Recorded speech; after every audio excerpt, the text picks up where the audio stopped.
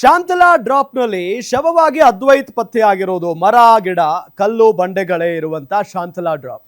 ಶಿವಗಂಗೆ ಬೆಟ್ಟದ ತುದಿಯ ಶಾಂತಲಾ ಡ್ರಾಪ್ನಲ್ಲಿದ್ದಂತ ಅದ್ವೈತ್ ಶವ.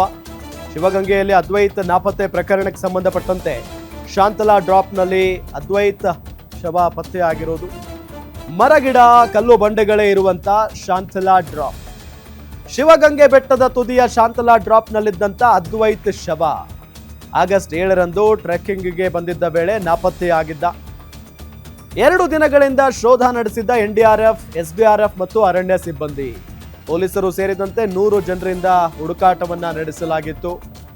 2 ದಿನಗಳ ಬಳಿಕ ಶವವಾಗಿ ಅದ್ವೈತ್ ಉಪಾಧ್ಯಾಯ ಶವ ಅಂದ್ರೆ ಸಿಕ್ಕಿರೋದು, ಮೃತದೇಹ. ಅದ್ವೈತ್ ಮೃತದೇಹ ತರುವುದಕ್ಕೆ ಹರಸಾಹಸವನ್ನ ಪಟ್ಟಿದ್ದಾರೆ ಪೊಲೀಸ್ನವರು. ಮರಣೋತ್ತರ ಪರೀಕ್ಷೆ ಬಳಿಕ ಸಾವಿನ ಸತ್ಯ ತಿಳಿದು ಬರುತ್ತೆ. ಈ ವ್ಯಕ್ತಿ ಅಲ್ಲಿಗೆ ಯಾಕೆ ಹೋಗಿದ್ದ? ಫೋಟೋದಲ್ಲಿ ಏನು ತೋರಿಸ್ತಾ ಇದೀವಲ್ಲ, ಅದ್ವೈತ್ ಉಪಾಧ್ಯಾಯ.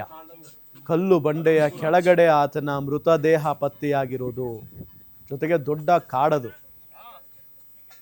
ಸೊ ಆತನ ಮೃತದೇಹವನ್ನ ಹುಡುಕೋದಕ್ಕೇನೆ ಪೊಲೀಸ್ನವರು ಹರಸಾಹಸವನ್ನ ಪಟ್ಟಿದ್ದಾರೆ.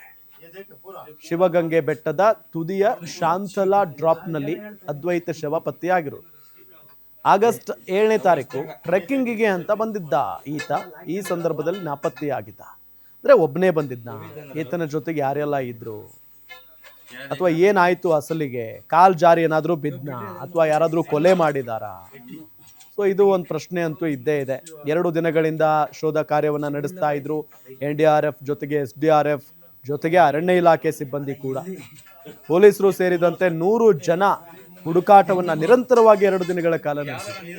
2 ದಿನಗಳ ಬಳಿಕ ಶವವಾಗಿ ಅದ್ವೈತ್ ಉಪಾಧ್ಯಾಯ ಸಿಕ್ಕಿದ್ದಾನೆ.